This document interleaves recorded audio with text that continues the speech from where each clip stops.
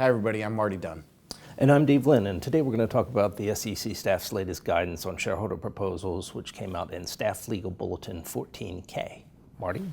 And there are a couple parts to it. The part I'm going to talk about is the ordinary business exception under I-7. And really what the staff's guidance does is it breaks it up into three buckets.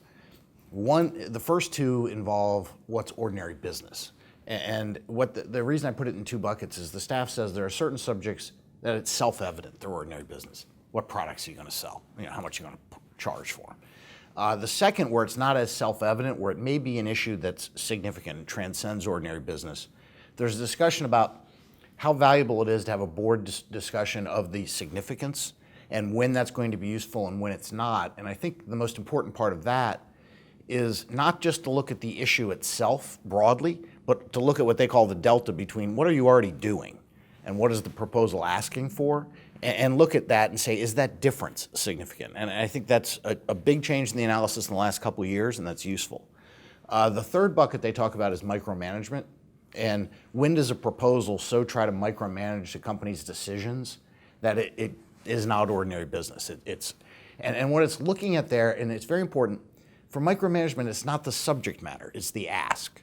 And what is the proposal asking you to do, and is it directing a specific outcome? And if it's doing that, they're going to say it's micromanaging. And you can exclude a proposal if it micromanages. So I think you're going to see three types of analysis under I-7. Is it self-evident? If not, here's why it's not significant. Or going beyond the subject matter to the ask, does it micromanage? Does it seek a specific outcome? And I think that played out last year in the no action letters. And I think this year, since the staff's put it in K and really expressed it very clearly, I think that's going to be a big part of this whole year, how you go about it this proxy season. Definitely.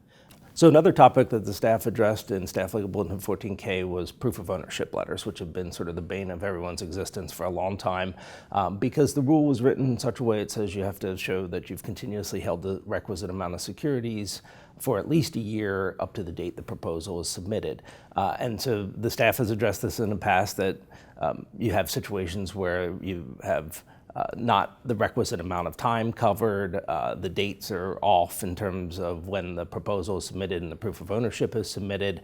And the staff got so fed up with this about 8 years ago, they put out Staff Legal Bulletin 14F and basically said, here's what you should say, and which was sort of an unusual step, but I think it reflected the frustration at the time.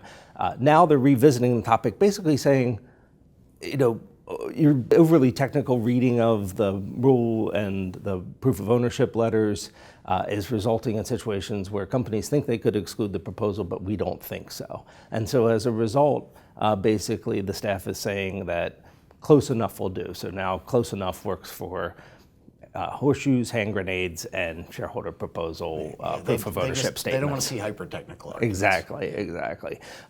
With that, we want to invite everyone to join us for a webcast we have upcoming on December 4th, where we're going to talk about the proxy season and things that are coming up next year. Thanks. See you then.